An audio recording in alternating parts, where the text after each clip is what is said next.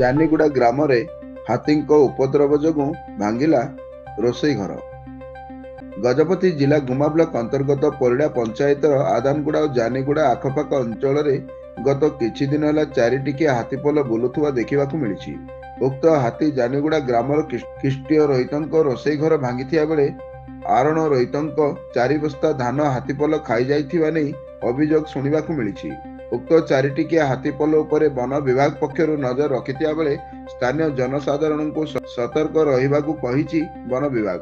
ଅନ୍ୟପଟେ ହାତୀ ଦ୍ୱାରା ନଷ୍ଟ ହୋଇଥିବା ଲୋକଙ୍କ କ୍ଷତିପୂରଣ କରିବାକୁ ସରକାରଙ୍କ ପାଖରେ ଅନୁରୋଧ କରାଯାଇଛି।